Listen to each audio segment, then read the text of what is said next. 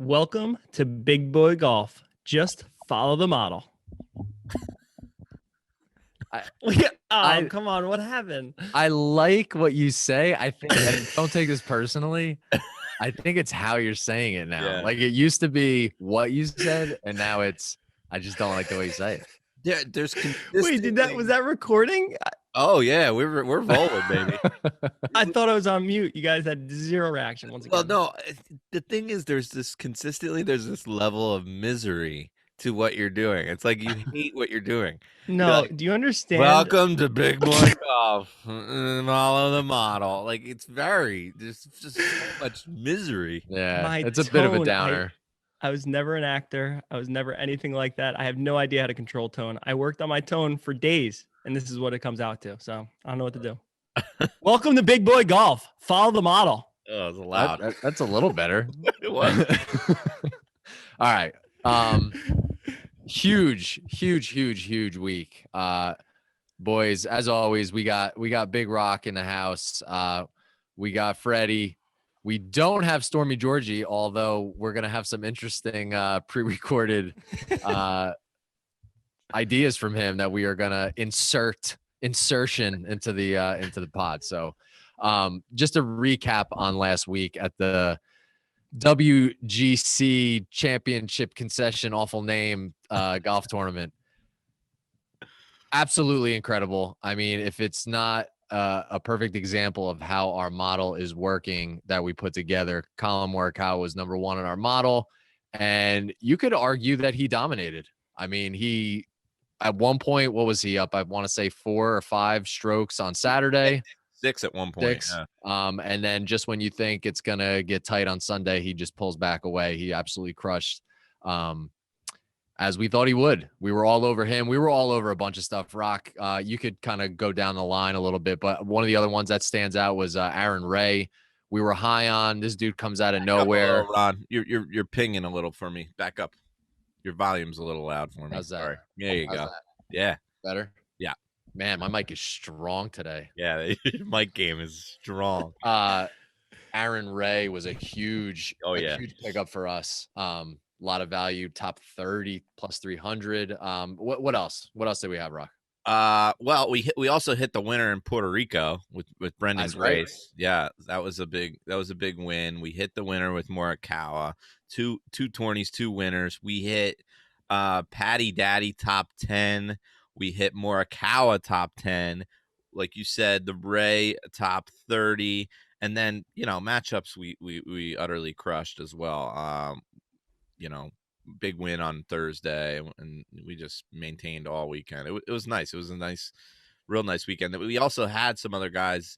We had Webby, we had Reed, and they were right there at the top, battling. And then in Puerto Rico, we had Peters, who was right there as well. So, I mean, we were just on point. If you were following the grid, you made big bucks. Yeah, I'm going to just touch on the grid again and the model, because I actually had a few people reach out to me personally and ask for some specifics and if they want to get involved, and how it all works. So as always, it's more of a long run model because, week to week, if we do have a losing week, usually it's minimal because the matchups save us a lot with some of the exotics and the outrights. But when we do hit winners, like you saw in the last 2 weeks, I think we're up like 267 units in the last 2 weeks, which is absolutely absurd. I don't know. I'll go out on a limb and say there's not another podcast, not another betting site for golf that's going to put out that kind of output in a couple weeks. So what I've been telling people is just that, our matchups kind of maintain our weekly, because we usually do pretty well on matchups. And then if you're hitting those outrights, it's absolutely cash money, huge weeks. And do you have that schematic that we were talking about with where we've placed in tournaments this year? I know we're 3 out of the last 4, or 3 in a row. 3 in a row. Last 5. Hey, Ron, let me just say, because I've had people reach out to me too. The matchups, a lot of the matchups Rock gets, and this is not a plug, we are not advertising for them, but Bet365 I always have a hard time finding him on DraftKings, FanDuel, and those. So most of the matchups that he puts out are on Bet365. It's actually it's pretty split. I mean, it's between DraftKings and 365. But yeah, those are. But I always have a problem finding him. So Bet365 because Yeah. Yeah, so not to harp too much on last week, but it was absolutely incredible. And again, that's 3 in a row when you factor in the Puerto Rico hit and 4 of the last 5. I mean, come on. We were fired up for this stretch of golf, and we're absolutely crushing our picks right now, and the model seems to be spot on. So going ahead into this week, we have the Arnold Palmer Invitational at Bay Hill in Orlando. I tell you what, looking at this course, it looks very similar to what we just played. It's a longer course. It's 7,400 yards. It's a par 72. You're going to have a lot of length on your par threes. So tell us how the stat model is going to be similar and where it's a little different this week. What's it looking like? Yeah, I mean, again, we're dealing with a second shot golf course. It's going to be all about the approach game. The difference here is you saw last week a lot of people got in trouble off the tee. I know Cam Smith melted on Saturday. It hit 5 water balls. Guy. I bet him live on Saturday, I think, when he was like 20-1 making a push, and he kept crushing. He was absolutely crushing at one point. Yeah. And dude, he hit 5 balls in the water on Sunday. I couldn't believe it. No, that was Saturday that he hit 5 balls in the water. Oh, that was Saturday? Sunday, he bounced back, had a decent round. It was like 4 or 5 under, and he got back in the mix. But yeah, Saturday was his 5 water ball melt. It was hard to watch. It was. I mean, there was a lot of players like that melted. I mean, Hovland. There was people all over the course that were in contention, then would just melt and put up a triple bogey. It's like, oof. Yeah, I think this week you're going to see – so there was a lot more trouble off the tee, I think, last week. This week you're going to see a lot more trouble on the second shots. If you're spraying your approach shot, you're going to find water. There's water and sand everywhere on this course. There are a couple tee shots where you got to clear a water hazard but I think for the most part it's going to be the fairways are generous here. There's a lot of dog legs. You're just going to have to, you get it out in the fairway, and then it's going to be that long approach. I think it's like 33% of approach shots are 200 plus. So I'm really focusing on that this week. I always throw some ball striking in the mix because I feel like that's the most consistent stat. I'm looking at strokes gained approach, little driving distance because it helps to be able to get it out there or club down and get it in the fairway and position yourself nice. I'm doing par 5 scoring because you got to get the par 5s here. That's the way you win this event is maintain on the par 4s and 3s and score on the par 5s. Doing a little opportunities gained. Par 3s 200 to 225. I believe all of them are in that range. And then I tickled some proximity from 150 to 175 because that's the second most common range on approach. And yeah, man, I'm focusing on the ball strikers. Hatton won it last year. He was super impressive with his approach game. He went into it. I think I hit him last year. And he went into it. He was the leader in the field last year at 200 plus on approach, and sure enough, that came through. So, yeah.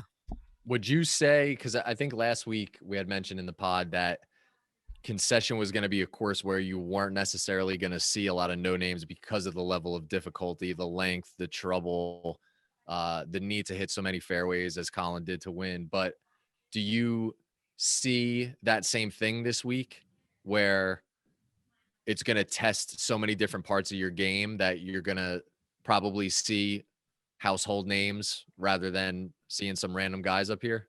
I think so. I mean, it's a little different because the field itself is a little different. There's no DJ. There's no Justin Thomas. I think there's a couple other guys that aren't in it. So the field's a little weaker. So you might see some guys come up. I really think, these greens are super fast. They're Bermuda greens, and they're like crazy fast. So I think you got to have a decent putting week, which is also really hard to kind of speculate on. But yeah, I don't know. I think I'm looking at ball striking, man. If you can ball strike, you can hang here. Rock, when you talk about another this course, very interesting I also think when you talk about this course, I get nervous with big bombers because I know there's a ton of dog legs and a lot of shots that you're going to have to club down to. So does a guy like Bryson kind of stand out? I know you're afraid of him this week. I don't think you're going to be on him, but He's does going to it try to does it drive that make par you five. exactly? And that is going to cause issues, I think, in the long run. Yeah, he might cut a couple corners, but the issues that it's going to cause on the second shots could cause mayhem for him. Yeah, I mean the bombers. It's like, listen, a bomber always has an advantage because even if you do have a dog leg or a fairway that runs out or whatever, and you can't take advantage, you can club down. And Bryson will probably be hitting 5-iron off tees where like a Molinari will be hitting a driver. So there, we all know it's easier to hit your 5-iron than your driver to hit it straight. So I think it always helps. Plus those short irons in, he was hitting pitching wedge 200 last week. Like that's insane. So there is always that advantage. So I'm definitely scared of the Brysons of the world, but I think I'm looking for more consistency with those long irons this week. So going to the model, because obviously that's what we're looking at. That's, I wouldn't say 100% when we base our picks off of, but it's a very, very high percent. You gotta pass the big old rock eye test, as we say. But jumping off the page, right at number 1 in the model, Cameron Davis. I mean, at 80-1, you got to kind of love that in terms of value. We're talking about putting a bunch of guys in the mix for our outright picks. It's got to feel good to see somebody won at 80-1 that you can throw in there. Yeah, I mean, I've been on him all year. I love everything about his game. I think the one thing I didn't mention about this tournament is I think the weather is going to play a big factor, and we'll get an update from Stormy Georgie. But I'm not scared of Cam Davis in the weather. He's an Australian kid, and he, he can control it if it gets windy, and I think that's a huge value to have. Yeah, and even somebody like Doc Redman, who's not too far down in our model. I want to say I saw him at like 110-1. Yeah, he's been a little bit of a mess lately. Yeah, what's going on with him? I don't know. He was such a great ball striker, and he's just been struggling lately. But You think it's, I mean, this golf game, you apply pressure to people and things change. Doc Redman was really talked about early on in the season. They had high hopes for him. Everybody was on him. Yeah, Do you think mentally that could have gotten to him? Yeah, for sure. I mean, he has been off in his approach game. He lost 2.9. He's coming off 3 missed cuts in a row. 4 out of the last 5. He's a little bit of a mess. And honestly, out of all the stats this week that you talked about, I do think that par 5 scoring and strokes gained on par 5s is going to be a huge deciding factor. And that's one of his worst categories in the field this week. I think he's like ranked over 100 something in par 5s. So are we ready for a Stormy Georgie weather update? Give it to us. Send it in. All right. So for me, just to remind everybody, we are run of the mill, everyday guys, dads. We all have 9 to 5s, even though my 9 to 5 was a midnight shift last night. So if I sound tired, that's because I am. But Stormy Georgie had to record previously because he's out in California. And, he did let us down a little bit. We said, hey, can you wake up at fucking 4 a.m. and do this? And he said no. So we got the next best thing, which is a recording. So as you said, the weather is going to play a big role this week. So, Stormy, what do you got for us with the weather? Stormy Georgie here, coming to you live. And by live, I mean recorded, talking about Bay Hill, Orlando, Florida weather. Let's do this. Thursday and Friday, mid to upper 70s, 5 to 10 mile per hour winds. Beautiful Florida weather. Saturday, we got some thunderstorms possible, 70% chance in the morning, tapering off midday and afternoon. Winds kicking up a notch to 10 to 15 miles per hour. Sunday is when the wind really becomes an issue. We are talking 15 to 25 mile per hour winds on Sunday. We're going to have to wait to see if those wins will be picking up later in the day or if they're going to be consistently troublesome throughout the whole day. But we will keep you posted here at BBG Picks. We're going to have some wind here, folks. It's going to be an issue, and it's going to definitely factor into who wins this tournament. Let's go back to you, Chuck. I love it. All right. Like he was it. here. Yeah. Hey, you can't ask for more. Come on. Oh, that was He's solid. taking care of business. He could have woke up at 4 a.m. 25-mile-an-hour winds on Sunday. I mean, that's legit. That's legit. And there's definitely some guys in this field that stand out as being win players. It's just a matter if they're gonna make it through Thursday and Friday. Yeah, one of the big reasons I took Brendan Grace in Puerto Rico is I knew it was going to be blowing, and he's pretty good. He always seems to be good in the wind. So I don't know. I'm gonna look at a little Brandon Grace, see if he can go back to back. What about you, Freddie? You see anybody that jumps out on you in that stat model? Yeah, for me, Mr. Cockrack. I'm big on Cockrack this week. He's kind of all over a bunch of the different models that Rock put out.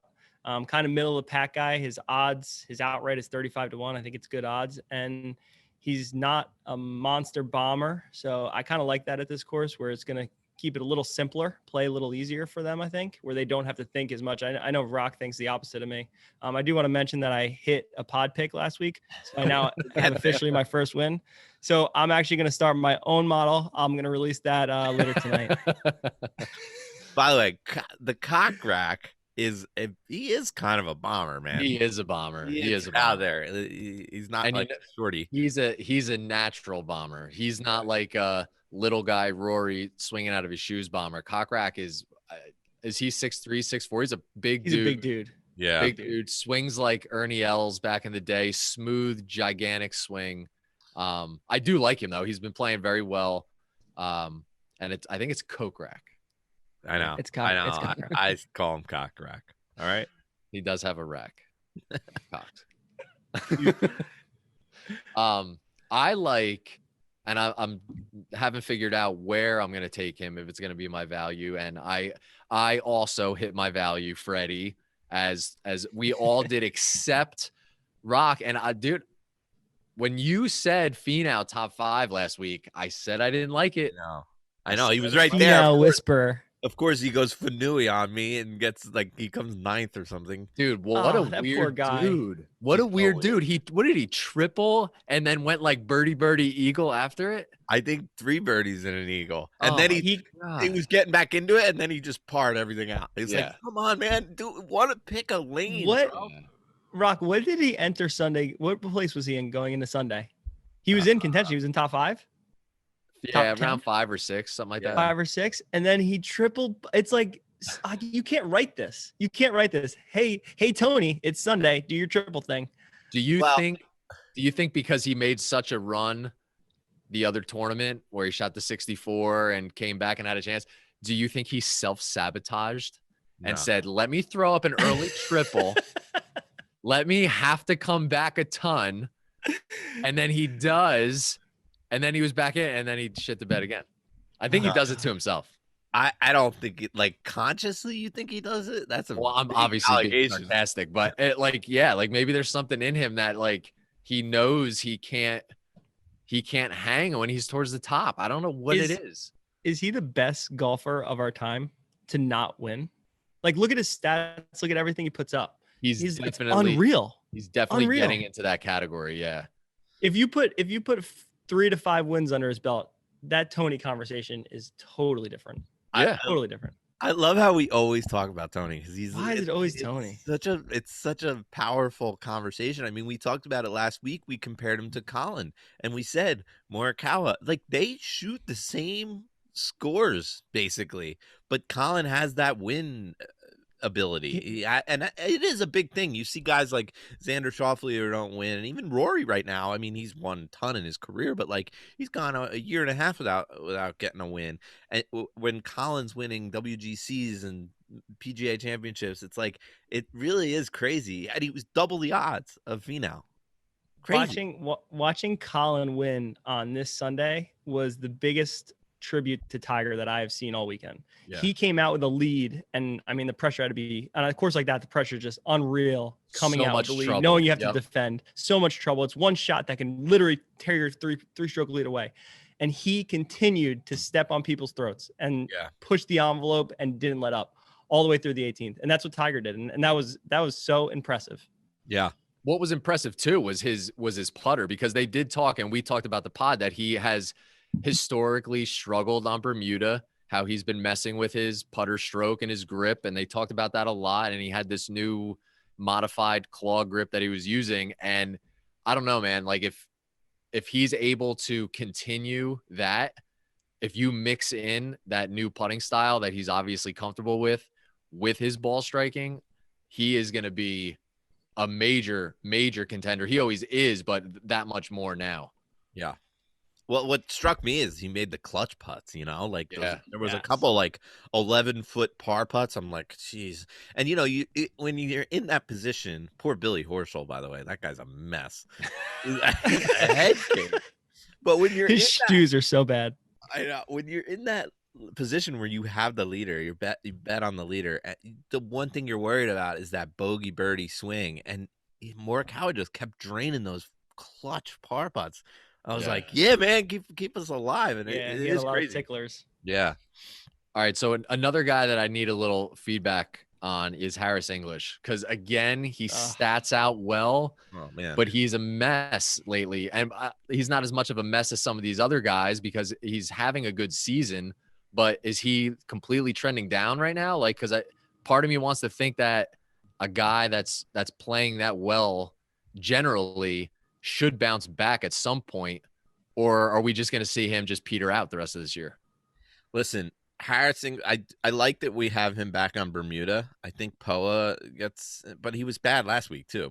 But he's typically a great Bermuda putter. He's coming off some bad rounds. I think he partied when he won the Tournament of Champions, and because he won that event, it was first win in a couple years. In January, and then he had 32nd at Sony, miscut 66th in a no cut event with I think 66 players. He lost a ton of strokes all over the place last week, even putting, which is rare for him.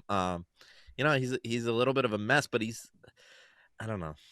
He could get back into it. He does stat out well, historically, but I worry about this him. is why golf is so awesome to gamble on and bet and make picks, because it's so emotional and it's so mental. As much as the stats out and everything, if guys aren't doing it, they're just not doing it. Like a Harris English, his game, if you looked at the stats, you broke him down and he would fit this, you would have him 100%. But his mental game is just not there. And I think that plays such a big part in every pick. Yeah, and he typically builds up to his good performances. Like when he's playing well, he's playing well. He came 6th at the RSM, 5th at the OHL, and then he won the Tournament of Champions. Then he disappeared. Then he disappeared. So it's like there's some guys that just bug out of nowhere, and they don't need to be hot going into it. And they, those are it's a different kind of player. But with Harris, you see that build up. Do you remember what the stimp was at concession? I think it was 12. It was pretty fast. If it's a little faster. This is even faster. Yeah. I think we're looking at like 13 and a half I saw. So I always like to talk out a little bit with some of my guys that I'm down to for, our individual picks. And Sungjae Im is another one that I think he's, way too good and consistent to not find himself up there again. He's another good Bermuda putter, ball striker, pretty consistent, especially with the long approach. I like him this week. Fitzpatrick's been hot. He's been playing great. Yeah. Ooh, let me just stop you on Im. He's played here the last 2 years. Got third both years. Wow. 2019 and 2020. He loves it. Plus he won the Honda last year, which is a Florida, tough Florida course. I'm not in love with the fact that he's 22.5 to 1, because I think that's kind of high, but I do like him a lot. I'm definitely considering him as an outright. Yeah. Because he's just very consistent. And, that was, if you had to describe Colin Morikawa in one word last week, it was consistent. Yeah. Right. I mean, So he consistent. was fairways, greens, consistent with his, inside 10 feet putts. And I could see him being that kind of same way this week. The other guy is, let me see, how is it? Zalatoris? Yeah. Zalatoris, yeah. We call him Zalaclatoris. He's Which way? been hot too. He's a great story, man. He Corn Ferry last year? Yeah. Dude, he's popping for me this week. I already bet him. He's like 15th, or I don't know what he is in my model, but he's definitely popping for me. He had a good performance at the WGC, came 22nd. He was 15th at the Genesis over there at Riviera. Like, the guy strokes it on approach. He's a pure ball striker. I love him. I think he's gonna break out. I've been on him a lot this year already. He's getting popular in the market, and he's a solid ball striker.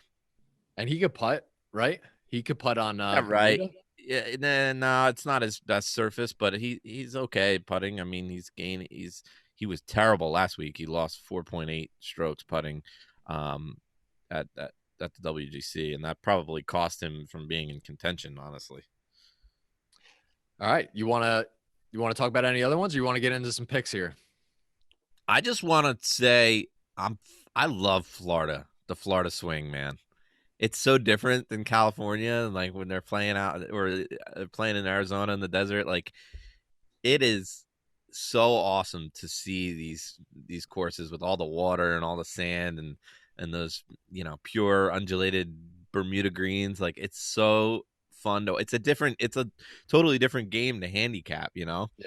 You see more trouble, but then the greens are smoother and easier than those bumpy POA greens. It's fun to. I really love betting on Florida. I feel like we have a good history in Florida, and it's awesome. We're right in the middle of it. Those courses are so scary. Can you imagine teeing it up? Like, Nah. the visuals that you have at the tee box is you can't even see fairways half the time. All you see is water and weeds in front of you. No, when Kevin Kisner's shooting 82 or whatever, I would shoot 100. Dude, I had Kisner in DraftKings lineups. I had him top 30 at plus, I don't know, 350.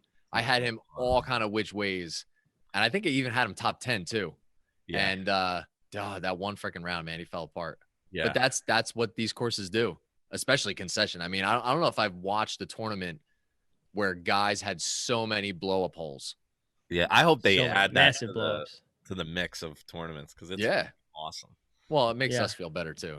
The average golfer makes us. When Hovland's hitting it out of bushes and he's like hitting it, sculling it over the green. Oh, dude, I love it.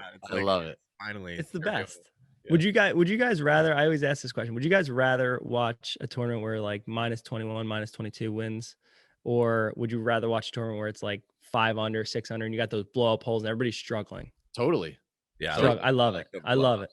Yeah. I hate. Well, I mean, as good as they're just too. It's almost boring when they're that good and the course is that easy, where every shot is like pin seek. Everything's just so predictable. Right. As sad as it is. I mean, they're just amazing. That's why we love Augusta, right? I mean, it's that challenge and that struggle. It's like that's what brings you in. Absolutely. Yeah, it's like watching a football game that's 55-50. I mean, like throwing a touchdown pass doesn't impress you. Yeah. So if guys are 22 under, like I'm not impressed with a birdie. You know what I mean? Become numb to it. Yeah. Yeah. So absolutely. All right, let's get into these picks, bro. All right, George is first up with our Flying Embers. Dude, when are we gonna get? We gotta get Flying Embers to hook it up. Yeah, we're gonna have to get George to get on that. Our Flying Embers first round flyer. First up, Stormy. What do you got? Okay, here we go. Flying Embers first round flyer. He's 6'1", 185 pounds, and likes to party. He's number 1 in opportunities gained and number 2 in par 5 scoring. He loves to score. On Thursday, I'm going back to the well with my man, Sammy Burns. Oh, yeah. That was predictable. Sammy Burns. I thought he was good.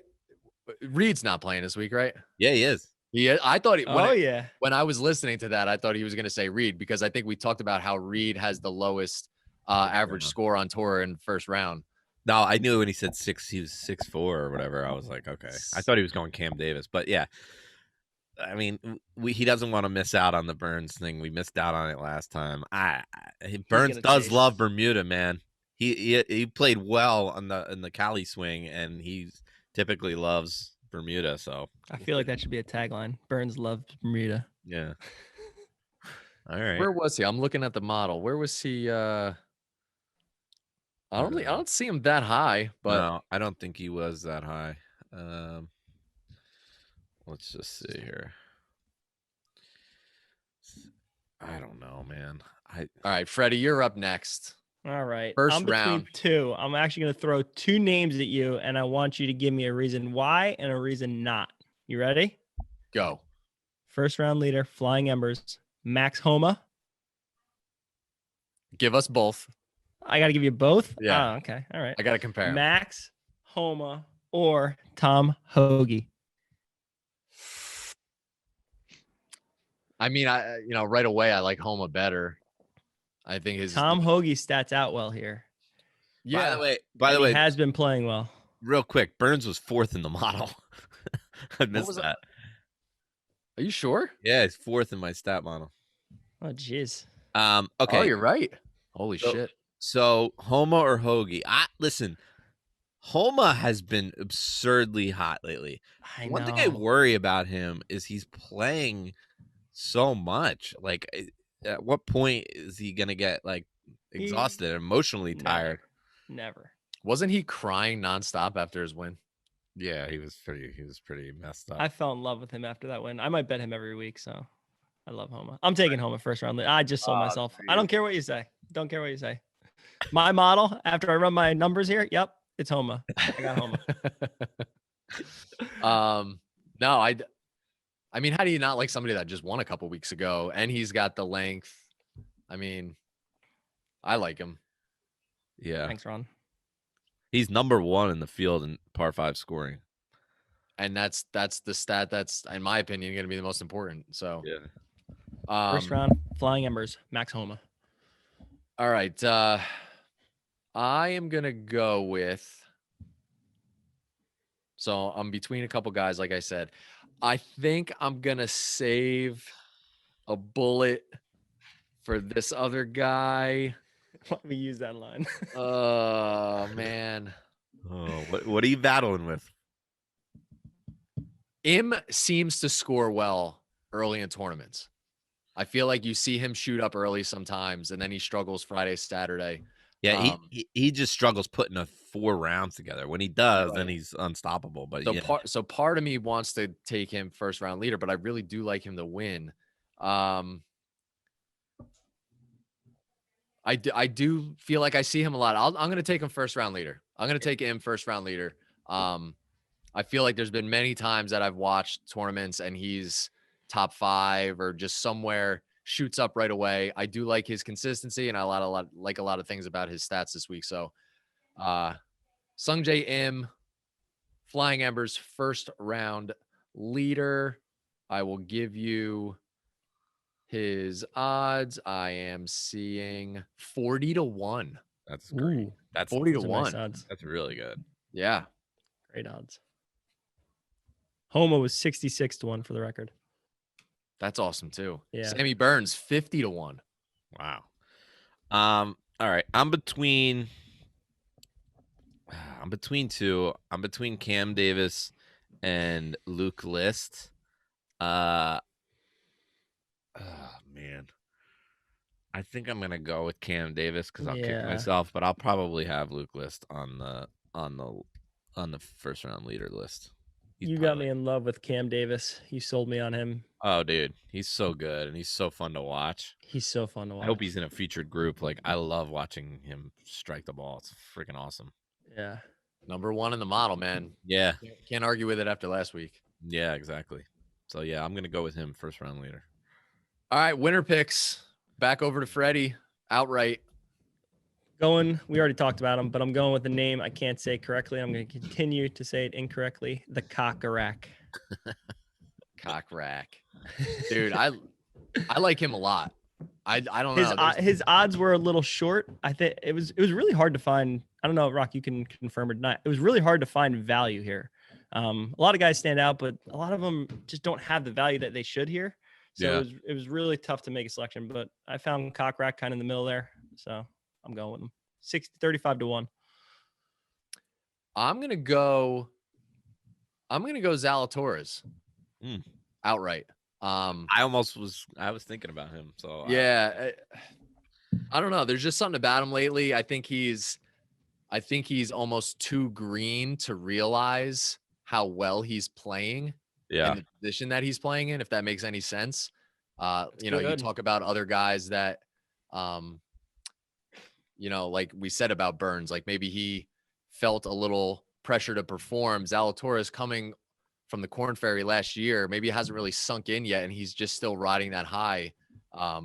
So I'm gonna take him. I didn't see the odds. I'll give it to you in a second, but I'm gonna go with. I think I already got him at 50-1, something like that. But yeah, I love it. I love that pick. I mean, he's 2 in my model, and he's gonna get a win one of these times. I mean, he's just too good not to. Yeah. He's like really, really coming into form. All right, I'm gonna go. It's my turn, right? I'm gonna go with the. Man, I'm between Fitzpatrick, who he annoys the heck out of me, but he's just so. I was contemplating him too. And then Hatton repeating. I like him a lot.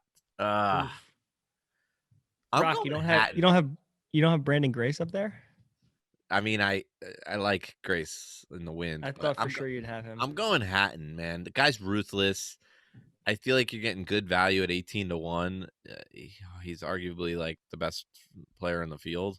So I think that's decent value, and I'm calling it first repeat of the year. Guy's gonna defend his Arnold Palmer championship title. That's a pretty bold statement you just made. You think Hatton's one of the top guys in the field? Dude, he's the 4th ranked player in the world right now. So I think he is the highest ranked official golf world ranking in the field. Patty Daddy's up there, who's in the field, and Bryson, and I tell you what, I know you were talking about Bryson possibly having some trouble with having too much length and maybe getting into some trouble cutting some corners. I actually like him this week. Me too. I think I'm the one who said that, not Rock. Who said that? I said that. I didn't that? like Bryson, which means he'll probably win. I don't think he's going to go for the green unless he's 95% confident on that par 5. So I think we're going to see him drive that green multiple times in the week. And just with that, that's going to give him a couple strokes on the field. And I think in other spots, like Rock said, the trouble isn't off the tee as much as there was at Concession. So he'll be able to use his length off the tee a little bit. Again, I don't love his odds. I think his odds are a little too high, but I do like him this week. Yeah, so I think I'm with you. I thought if he was gonna, if people were gonna be down on him again, and he was gonna come in at 20-22 or something like that, I would have been all over him. I'm not right. I'm not there with the 12-1. Right. But yeah, he can get so high. I can't wait to watch him fucking try to drive a green on a par 5 over water. Yeah. Like, how awesome is that? It's like 350 to carry or something, right? Yeah, 350. Yeah, it's freaking awesome. It's awesome. It's gonna be fun. For me, he's big. It's a big mental thing for me. He just mentally isn't there where he can dominate the tournaments. Like when he's on. But I feel like he's got a little too erratic. He's a little bit too much into this long game, and it kind of messes with him and puts him in situations where he's been blown. Like just like it happened last week. There were just random holes where he just lost it. And to win a tournament over 4 rounds, you need to put it together mentally, and I don't think he's there. Yeah. That's my take. Just like Justin Thomas last week, I was right. I don't want to say anything, but you were right. Dude, you couldn't have been more right. And we were all on JT. Oh God, I love him so much. I do love him. I love him so much. All right, let's see what Stormy has to say about his outright. Stormy Georgie, who are you taking with your outright? outright winner. We're going to get right to it here. He's Australian. He's 6'1". He's lean. He's mean. He's number one in our stat model, Mr. Cameron Davis. Wow. Wow. Big Well, Cam I mean, that's Davis not a- week. That's not a know, surprise. No, we know he'll be on the grid. Yeah. I mean, we already talked about it. You got to love him this week. Absolutely. That's awesome. I can't believe he's 80-1. I know. It's That's probably the best value on the board. I mean, the knock on him is he hasn't won yet, but everybody Tony hasn't looked at When his you see odds. this, when you see this field, though, like you were just saying, there's not, a big slew of your top guys here. So Yeah, I confirmed Hatton is the highest ranked player in the world in the tournament. He's just ahead of Rory, who's the Wow. 8th ranked, and he's 9-1. And Hatton is 5th in the world, and he is 18-1. You get double the odds. Wow. And Hatton's won like 3 times, and he won in Europe a couple times. Like he had a big time year. He's like on fire. I mean, it's not a bunch of it's not a bunch of Dan Marino brothers, but Yeah, exactly. Would you have thought he was that high, Ron, without Rock telling you that? Who? Hatton. Hatton. The problem, I do and I don't, because the problem is we don't see him enough. Mm-hmm. Yeah, I guess he's just off my radar. It's like somebody on the West Coast. I always compare things to other sports. It's like a pitcher, on a West Coast division in baseball. That's like you hear them in the Cy Young talks, or you hear all this good stuff about. You just never see them because they're never on TV out on the East. You just don't see him, and it's like that with Hatton. We hardly ever see him play. So to say he's the best in the field and he's top 4 in the world, it just kind of doesn't make sense. But I mean, when we do see him, I know he can perform. Yeah. Well, he gets a lot of credit from his European performances on the Euro Tour. So that's been big. But he's coming off of like I think 4 or 5 top 10s. I don't know. I like him. All right, now our bread and butter, our value picks. 3 for 4 last week. Unreal. Freddie popped his cherry. Cool. Good for you. I think I was still down like 25 units. You're making a little comeback. I was overdue too. George hit his also. So what I was thinking? We got to, I think for the people this week, we got to go back to a top 10 for the people. Ooh. Because I think we would have hit one last week because we loved Colin top 10. That was George's value. And we all loved it. Did a top 10, we probably would have done him last week. So, but before I get ahead of myself, value picks. So I ended up taking him with the first round leader. I took Clitoris as an outright. Fitzpatrick's already taken. Couple guys that I did see that I liked. Keith Mitchell popped a little bit. I don't know how his form has been lately. Rock, you would know better than me on that. I'll quickly give you a little backstory on Killer Keith. He is awful on POA. He can't putt on POA. He admits it. He's very vocal about it. Like when he's on POA, he doesn't know what the hell he's doing on the greens. And he's back on Bermuda, baby. My man won the Honda a couple years ago on Bermuda. My man likes himself some Florida golf. He's striking it nicely. His big negative is he sprays it a little bit sometimes. I feel like on his drives, and I think he'll get away with that today. I like him a lot this week. Yeah. So he was one that I noticed that I can grab some value from. Will Gordon was another one that had a lot of positives in the stat model for as high of odds as he has. And then my third that I'm between that I'm probably leaning the most towards just because of his win play, tournament history, good on Bermuda greens, and that's Leishman. Another consistent guy, sneaky length, doesn't have to try too hard. So I think I'm probably going to go Leishman. You want me to give you a Leishman Arnold Palmer stat of what he does here? Please. All right, Leishman. Where is it here? What's going on? Oh, my computer's messing me up. All right, here we go. Leishman, Arnold Palmer, second last year, 23rd the year before, 7th the year before. He won it in 2017, 17th and 16. Missed the cut in 15, 31st. Missed the cut, 48th, 3rd, and 40th. He has 1, 2, 3, 4, 5 top 10s here in his career. He loves himself some Florida golf.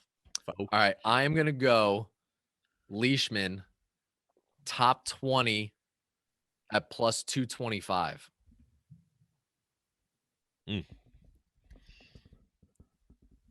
Top 20. And that brings up Georgie value. Let's see what the good old Georgie recorded for us. Value pick. I've got a new nickname, folks, and it's Stormy Value. Listen to me closely because I am hot fire as of right now. Here's where I'm going. It's very rare that someone with this long of odds shows up number 3 in our stat model. He's a tall drink of water at 6'3", and he uses infant-size clubs. His name is Keegan Bradley. Yo, but what he didn't say what his bet is. Keegan. All right, you know what? I'm gonna let me gotta look circle at, back. Let me look at. I'll pick it for him. I mean, I could tell. Well, we'll put it on the sheet. It'll be at the bottom of the sheet for officially, but that's so funny. So, he does seem to use the tiniest. So Keegan's he's plus 800 top 10. So my guess is he's probably either going to go 20 or 30. Let me see what he is. Keegan is plus 400 top 20. My guess is that he'd probably do that. Wow. Right. We'll confirm with him. Can anybody explain to me why he uses like kids clubs? I don't know. Like nobody can measure him right? For the longest time, Rock, remember when I was using my old set before I got my new set? You had a Keegan issue. And this is a true story. I felt so like I knew something was wrong. Like my pitching wedge was so small in my bag, but I hit it all right, but I felt like I was bent half over. You looked exactly like Keegan. Yeah. At the tee box. Exactly like Keegan. He makes me feel so much better when I see him play because he looks like nobody explained to him how to get fitted or that's even a thing. Like he doesn't know. Like he found clubs that he hits well, but nobody explained to him that they should fit his body better. He's not like an anomaly in terms of height. There's a lot of guys his height. What is he probably like 6'4", 6'3"? He does have like some weird like rounded awful posture. Scoliosis. Yeah. So maybe they got a little scoliosis. That Keegan Scoliosis Bradley is his new nickname. Dude, I love me some Keegan, but I have a hard time betting him because he can't make a putt like at all. He's the worst. I putt better than Keegan Bradley. And on a set of greens that are that stimpy this week, I mean, if you get a bad putter, they're gonna be smacking shit around all over the place. Dude, he's so bad with his putter. It's like, really, it might be the worst of anyone. And there's some bad putters, but like so many times he strikes it so well. His ball striking is amazing always. I think he leads the field in ball striking. But they'll hit it. Is Keegan the most? No good. Is Keegan the most amateur pro golfer that we have? Like his game, he looks amateur. He plays like us, but he's just somehow a pro. Yeah, I'm telling you, he's so good off the tee, and he's a really good approach game. Like, it's just that putter. It's hard to watch. You watch it on the PGA Tour app, and it's like 3 feet for birdie, and you're like waiting, and it's like he hits it 3 feet 8 inches. You're like, what? How is that possible? Oh, so hard to watch. All right, Freddie, you're up on value. All right, value. I'm going with my favorite guy. Well, I really wanted to go Stenson. Everybody knows that. I don't have to mention it. I really did. I wanted to find a way to go with him, but I just couldn't. I couldn't do it. He hasn't been playing well. He's a mess. And so I'm going with his twin, Henrik Norlander, plus 400, top 20. I like it. I like him. I like all Euros. Love the Euros. What did you say the odds were? Plus 400? Plus 400, top 20. Pretty good value there, I feel like. All right. I'm going to do a top 10 or top 10 banger. I'm between Fleetwood and Zalatoris. Let's look at some odds. Let's look at some odds. I got Fleetwood at plus 400, Zalatoris plus 450 for top 10. All right, so they're about the same. Yeah. Oh man, I mean, this is just my opinion. I know we talked about Zalatoris, but I love Tommy Fleetwood. Absolutely love Tommy Fleetwood. And if it's gonna be freaking gusty on Sunday, who do you see just like cutting through the wind? Yeah, with his hair blowing. What is Tommy Fleetwood's recent form? He hasn't been, well, he was okay in Europe. He had a couple, and then he came over here, right? Yeah, he played last week. He was 44th. He lost over 6 strokes on the greens, which is just weird. He came third here in 2019. I don't know. Mentally, I'm a mental guy. I don't know. I think I go Clitoris. Well, I'm going Fleetwood. Smart move. Yeah, Fleetwood top 10. I'm gonna have a lot of me some Clitoris, but we have Clitoris, Cockrack, Furburger. This is a problem. Well, no, yeah, what is happening? Is that us? No, not. Yeah, I think it's us. Yeah, I think we have a problem. We might have a problem. As always, and you know what? I'm gonna be full disclosure. The model, or not the stat model, but the grid can be intimidating. There's a lot of stuff going on. And where can we find that, Freddie? How if somebody wants to go and check out the grid? bbgpicks.com, and then it's like the second link down. You can click it. It's a spreadsheet. Everybody kind of uses it differently. I know it's a ton of betting, a ton of units out there. What I do personally is I actually just do the outrights, all the pre-tournament stuff. I sit down Thursday night or Wednesday night and put in everything. And then the matchup days, I kind of pick, it's against the model, but I kind of pick the matchup days just kind of randomly. If I'm going to be sitting watching, I'll do the matchup days just so you're not overwhelmed. Because if you're doing matchups 4 days a week and you're doing the out, like you're going to be sitting in front of your computer a lot. So I get it. I would say do what I do. Wednesday night, sit down, put in all your picks, all the outrights, top 10s, exotics, first round leaders, and then you can just forget about it. And it's a winning model in that sense either way. So you don't have to do it every day. bbgpicks.com, and then bbgpicks on Twitter and bbgpicks on Instagram and Facebook. And the link is in our profile, right? For the yes. model.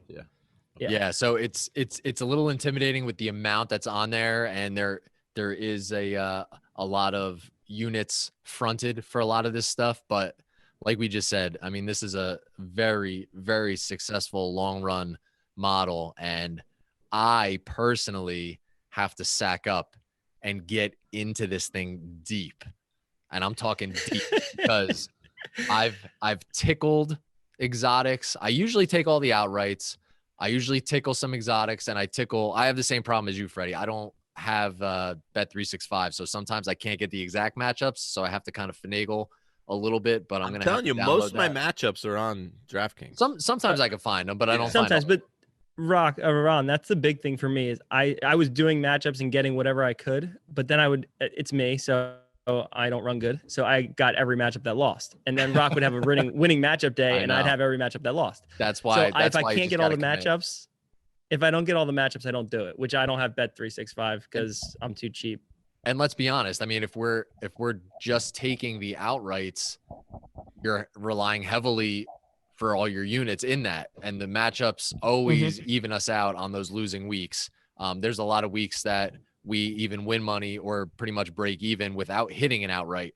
So the matchups are absolutely huge. And I agree with you. When I try to pick and choose, sometimes, you know, I'll go 1-4 instead of the 5-5. And it's just frustrating as hell. So if you check it out, commit if you can, and make whatever unit you want. Yeah, that's the thing I was gonna say. It's like, yes, there's a lot of units out there, but if you need your unit to be 10 cents, it's like you're risking a few dollars. Whatever is comfortable for you. Don't bet above what you can. We're not like promoting that, and we're hot right now, but we could also get cold for a little bit. So you want to be smart with it, but this is not financial advice. Yeah, but you don't. We're not financial planners. But if you do follow the model, we're up 500 518 units since we started doing this in 2019. 290 units so far this year in the first 9 weeks of the PGA season. Like, it is working. So as much as you can follow it, I recommend following it. I mean, You know what I wanted to say too is me being somebody that's always looking for value, literally in everything in my life. Like when I'm freaking grocery shopping, I'll buy something just because it's a good value. yeah. I might not even want it, but I'm like, dude, that's a good deal. I'll let it sit in my freaking cabinet for 3 months, I love but it. it's a great deal. Oh my So God. when I bet, I want something that I'm gonna feel like I get a lot out of it. It's almost like going to the casino and playing roulette. You know, if you feel like you're getting a lot of entertainment out of what you're doing, it's worth it to you. So golf betting gives us that Yeah. because you bet on a winner on Wednesday, and then you have the next 4 days. Hopefully it's 4, not 2, but to watch your guy. And with the way our model's been working, we have so many guys in contention on Sunday, and it's just I can't think of another type of sports bet that you get that kind of excitement and that kind of length on your bet in terms of screen time and watching and rooting It makes for it a guys. pay-per-view. It makes it like you're paying. Oh yeah. You putting the money out and you have money on it. It's like a pay-per-view event. Yeah, I totally agree. That's half of the, the money is awesome when you win, but it's also like having that entertainment. I We got to do also, pick for the people. Don't forget. Yes. I also have to cool down on my live outright bets. Oh, dude. If you texted That one more is a live bet, I fucking think you had slippery everybody. slope, bro. That is a slippery slope. I know. broke even. I broke even with third round leader because I started grabbing guys left and right. Friggin' Scotty Scheffler started making this crazy run, and I caught him nice and early, but then he faded, and then I started grabbing all these other guys. And I don't know if it was Friday or Saturday when Brooks had the lead. Was it? I think it was Friday, maybe. Yeah. And I ended up hitting him, but all it did was freaking break me even because I had freaking like 6 or 7 guys I ended up taking. I know. I was starting. I was like, Ron, who don't you have? I didn't want to know. I couldn't figure out who you had. I just want to know who you don't have. The only good live bet I made was I took Morikawa again on, it was either Friday or Saturday. I mean, I already had him at 45 to 1 to start, but I took him again at 20 to 1 when I saw how well he was playing. But yeah, I gotta get away from that. All right, yeah, pick for the people. Do you want to do a top 10? Yeah, I think so. Right? If we can find value, yeah, definitely. All right. Let's take a look at, we want people to win a little chunk. I don't want to go too high of odds, but I mean, Cam Davis is plus 650. Or That's pretty Zalatoris awesome. is plus 450. And he's won in our model. Yeah, I think you got to go Cam Davis. He's one in our model. We talked about him a lot. I mean, I do think there's a big jinx on the people's pick because every time we have them, they have a little bit of problem. I know it's frustrating because our grid is absolutely crushing, but if you look at our people's pick, it looks like we don't know what we're doing. So it's a little deceiving. Dude, I love it. I'm looking at everybody, and I don't see anybody else in that ballpark of plus 600 top 10 that we like. All right, let's do that for Twitter, and then what are we doing for Facebook, Instagram? Do we want to? I mean, if we go a little higher, Homa's 5 to 1, Zalatoris is 4.5 to 1, Fleetwood 4 to 1, Burns 4.5. Luke List is plus 1,000 top 10 rock. Wow, I just get nervous about him. He's so all over the place. Ricky Fowler's plus 650. Oh, dude. Might win. Question is, I'm really nervous that he's not going to play in the Masters. I know he's got to win one of these weeks. He might win it. He might win the Players next week.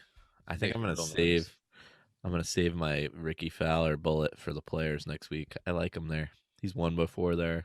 Come on. I mean, for the record, we all like Zalatoris. My buddy Mark says thank you. You gave him Colin Morikawa last week and he crushed. So thank you. Thank you. You're welcome, Marky. I love Marky. My vote Zalatoris top 10, 4.5. Yeah, I like it.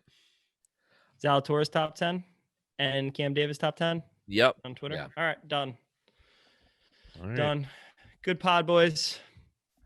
I am Georgie going was to bed. missed, but come on. Oh, he was very missed, but very good job on his recordings. They were Great recordings. All right, boys. Let's have another big week, huh? Oh, BBG let's picks. get it. Let's get it. Follow 100 us. units or bust. Follow BBG us. picks. BBG picks. Instagram, Twitter, Big Boy Golf, BBG picks, Facebook. Find it. Apple Podcast, Big Boy Golf, Spotify. Spotify. If you're into that. Follow it, man. Make some money. All right, boys. right. Let's go. Love you, boys. Talk to you later. Let